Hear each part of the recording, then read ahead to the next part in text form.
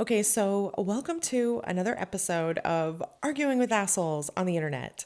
And I had a first episode that I took down because I realized oh, if this person sees it, I won't be able to use this argument as a test case for the channel. So because it got some views and upvotes, and I went, oh no, let me take it down. So I took it down, and then this person never responded to me, and I was like, oh, he saw the video. Okay, so that's fine. We'll just wait for another opportunity for an argument on the internet, and lo and behold, another one popped up. So this was a in response to a comment I made on a Hunger Games video where Coin was talking about the thirst for blood, and I made a comment talking about essentially how Americans should be very careful because post World War III, everybody gonna hate Americans. I had been doing some research on how people treated the Germans after World War II, and it doesn't matter if they were involved or were Nazis or voted. The entire world was full of, anger and rage about what Germany had done, and so Germans got the focus of that hatred. So this guy pops up. And immediately, right off the bat, I'm like, oh, we got one of these. So, first of all, rule number one is I never argue with anyone that I do not choose to argue with. So now I'm not going out and finding people to argue with, but when they come across my path, I lock in, right? But I make that choice. I make that choice to engage with somebody. Also, I most people should not be arguing on the internet. Most people shouldn't be arguing in general. I happen to have a particular set of skills. And so I am built over many, many years in a particular way that I'm able to handle these assholes who think they're smarter than everyone and are used to logicking people into submission. Yes, I have the paralegal background. Yes, I was in team debate in high school, but my first abuser was my father, and he was autistic. So I am also autistic, and so I learned at the foot of an autistic abuser, how they think and how to respond, and how to deal with the pedantry. So all of these things have coalesced into my personal skills, abilities, and capacities. Most people should not engage in anything like this. It's going to make most people tired. It's going to make most people exhausted. And that is normal. That is a normal thing. No one should feel like they need to argue with anyone, or engage in a debate. A lot of these assholes are trying to make themselves feel superior to other people by doing this. And they like to make themselves feel smarter at your expense. And so I find sometimes I'll tell victims of abuse, don't do this. And then they do it. I will tell a victim of abuse, do not send an abuser these videos. It will not convince them. You will not make them realize they're an abuser. They will only turn around and use it against you. And so this is another one. It doesn't matter what I teach because I'm only showing it for illustrative purposes, how I deal with these people. No one really should be doing this. This is extremely unique to me. And on a side note, you can tell when something is for you in life, if you enter a state of flow, or if you like the world zooms, it comes in and you're just laser focused on the particular issue or topic, or you feel a sense of peace about it, or excitement. So there are things that your mind, your body, your heart, they'll let you know, is this for me? Is this something that I should consider? And for most people, argumentation is not going to get them in a flow state. They're not going to lock in. They're not going to be energized. They're going to be exhausted. That is normal. I am not normal, and that is okay. I am built in a specific way, and I try to use my skills for good. So yeah. So one, I don't have arguments I don't want to have. Two, I try to be very intentional about how I engage with this person. Now, three, I generally do not like to engage in argumentation on a phone. This is part of why people get exhausted. Like, oh, I'm on my phone tippy tappy. That's Whereas I'm gonna set up my computer at 70 words per minute, and I'm gonna have links, I'm gonna have tabs, I'm copy paste, I'm ready to go. However, sometimes when you are arguing with somebody on the internet, they may also be on a computer, and often the dead giveaway is that they are using AI. And in fact, I had an argument with a guy on my subreddit who ended up blocking me. I didn't even have to ban him from the subreddit. It was fantastic. He was using AI, and one of the original giveaways was that the responses were referring to me in the third person. So it wasn't a direct response. And I did call it out, but I didn't call out the AI because I wanted to see more of a pattern.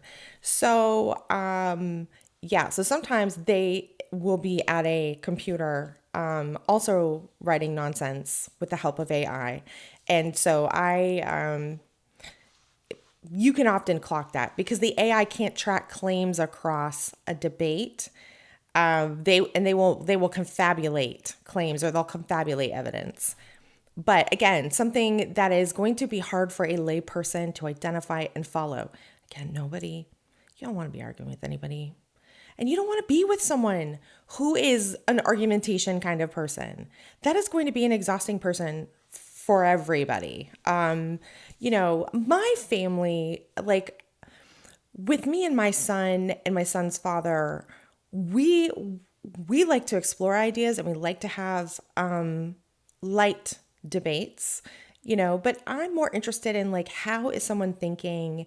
And often if my son wants to have an argument about a thing and we have it, I'm like, oh, well, go ahead and persuade me. I want to see what you think. How effective is your persuasion or your argumentation? And so it's honestly really a treat. So we're like this, but we don't weaponize it at each other. And if someone tries, I'm gonna shut that down. Which could, because that's one of the ways his father used to attempt to abuse me, and it didn't go well for him.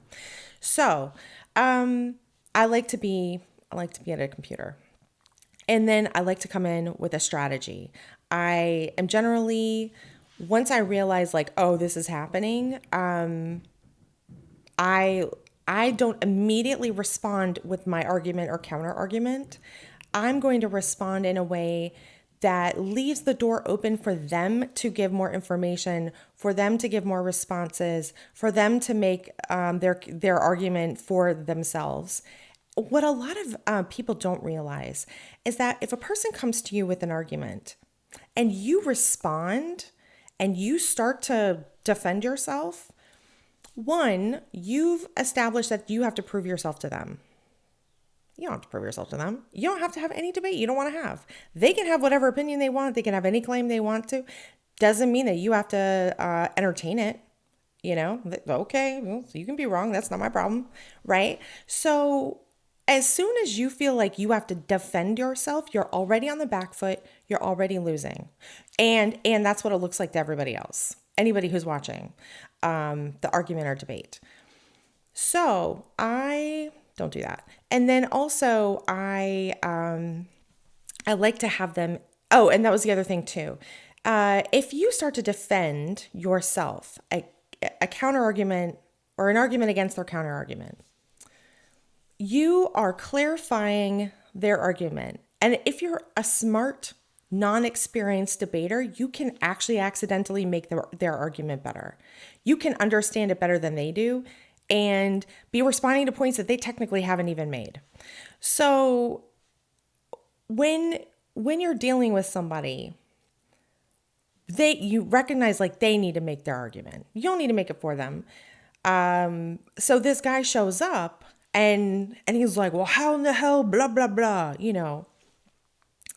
I could immediately start responding with, well, by this and by this and by this and by this. But I've already clocked this dude as an argumentative asshole. So I'm not going to do that. He's not engaging with me in good faith. He's being a dick. So I basically was like non-engaged. I responded, but I was non-engaging. And so then he comes back with a yet more aggressive response with more, detail. So again, I'm not going to make their debate for them by responding. I'm going to make them clarify. You have to prove your points. You have to clarify your argument. You are under no obligation to argue with this person, to defend yourself, to engage with them the way that they're demanding that they engage with you or that you engage with them.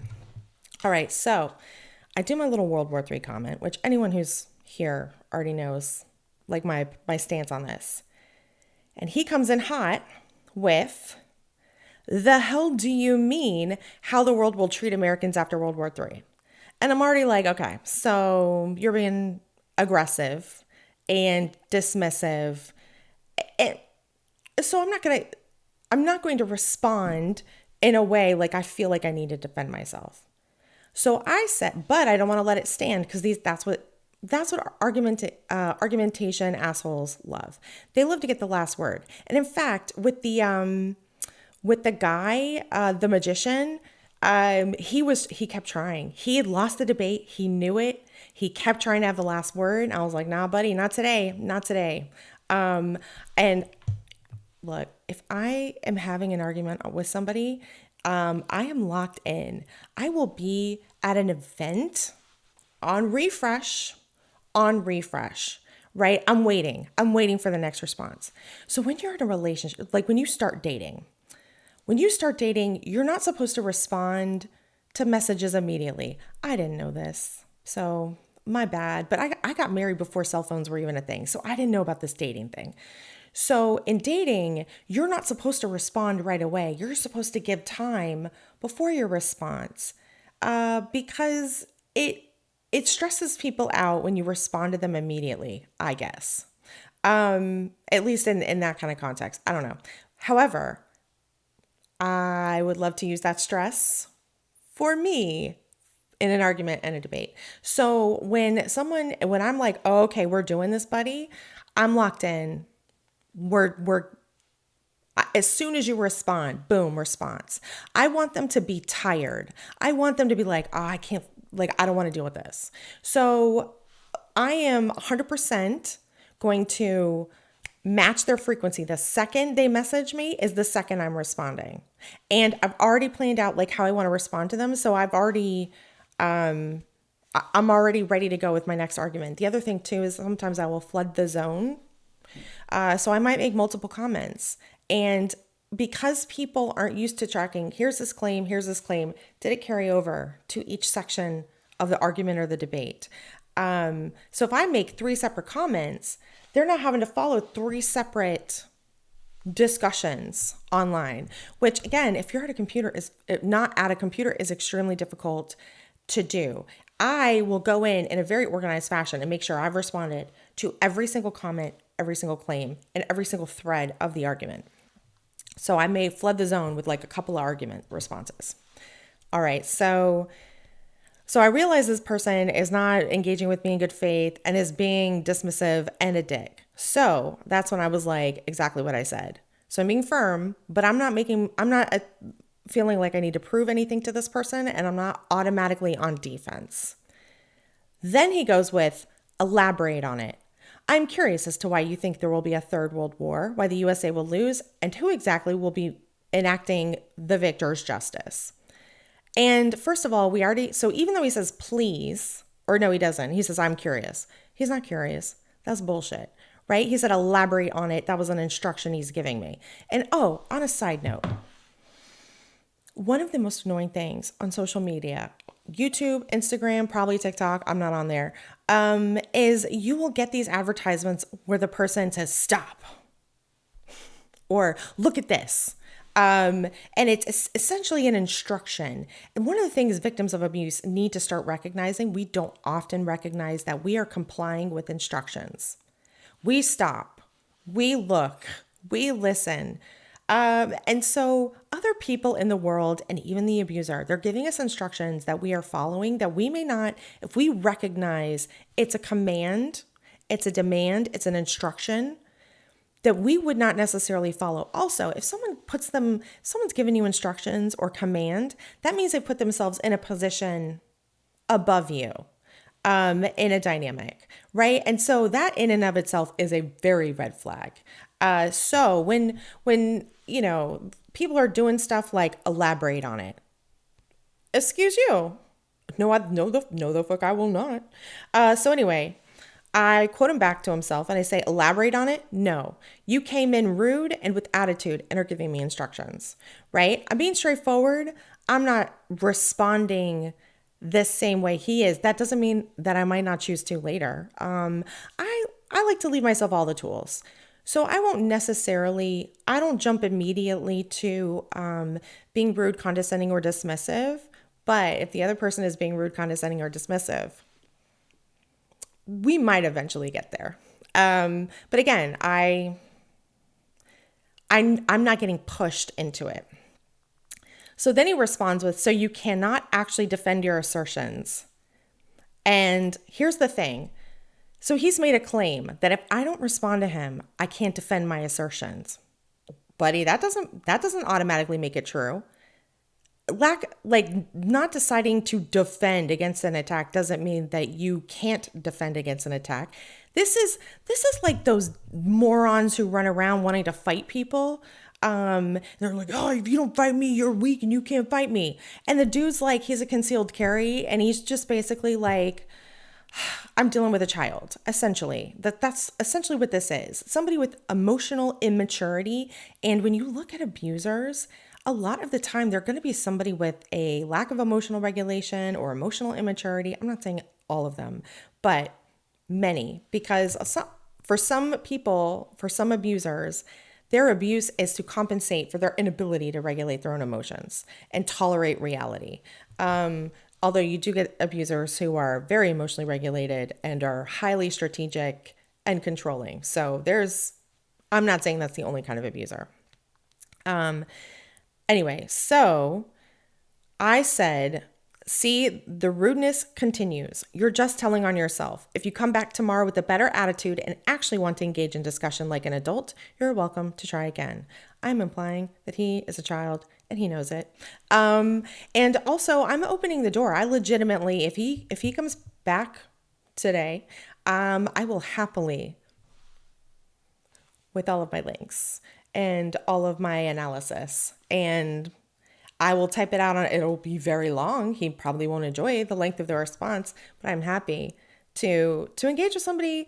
If you're being respectful, I can be respectful. Again, part of this is that you don't take stuff personally. When someone's treating you in a terrible way, that has nothing to do with you. That has everything to do with them and who they are, how they think, and how they orient toward other people. So all he's doing is telling on himself. Victims a lot of the time are misunderstanding. They think, oh, I have to defend myself, or I have to prove myself. And you might. There may be third party people, or maybe for your own self-esteem and self-worth. But you shouldn't think that you have to defend yourself in the sense that if you don't, it means it's true. That's not accurate. Okay. So he said, once more, you cannot actually defend your position. You whine about rudeness, but I suppose that's par for the course from a professional victim. Oh, sorry, abuse survivor. Now, hilariously, I get this all the time. Usually, well, first, let's start with the whining. Again, back to that video I did where I said the same thing could be interpreted positively or negatively, depending on if someone actually is giving you the benefit of the doubt, right? That doesn't mean that I'm whining. It means that someone who doesn't like what I have to say and is not giving me the benefit of the doubt is going to mischaracterize what I'm doing and saying in this particular way. He happens to be wildly wrong, but the interesting thing is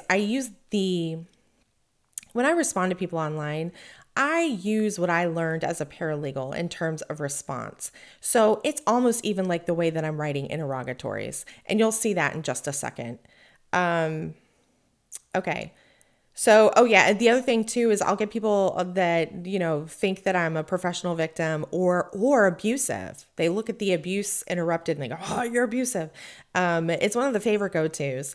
And when they are doing this, they're showing that they don't actually understand abuse and abuse dynamics. And also, that's an ad hominem attack. That's a character attack with absolutely no basis in reality. It's what he's assuming. He's made a voodoo doll. Now he's telling me what it is, or he's telling me who I am, and that I should defend this voodoo doll. And it's not factual. Anyone who watches my videos knows I am not sitting here. I'm an educator. I am not I am nurturing toward victims of abuse. And I do explain things that I've gone through, but the vibe is very much not professional victim of abuse.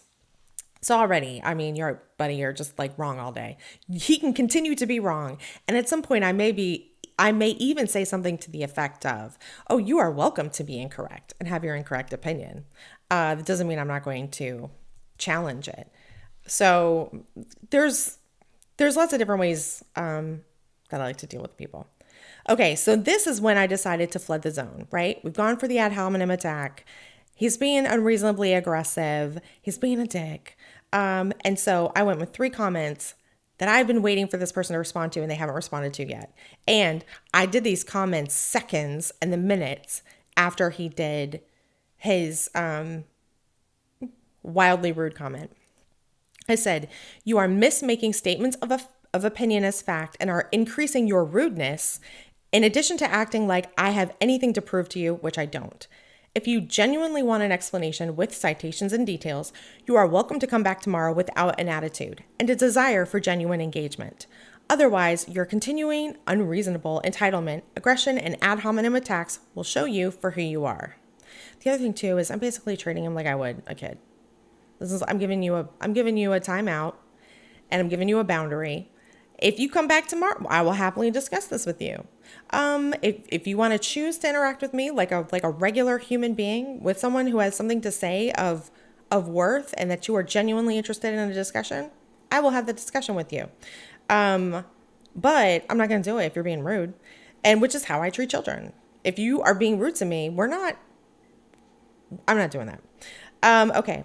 And then the next comment I said, "Additionally, please explain how refusing to engage with someone arguing in bad faith with bad form and unwarranted aggression results in a logical conclusion that one is unable to explain their opinions and assertions." Now, the "please explain," that's 100% straight up from drafting interrogatories. Please explain where you were on X date, blah, blah, blah, right? It's not the same as a command. It's not the same as an instruction. It's firm, but it's still technically a request. That's why I like it. All right. And then the third comment I made was, "Finally, please explain how I am under any obligation to comply with rude demands / instructions of a stranger on the internet." Again, you don't have to prove yourself to someone. You don't have to make their argument for them.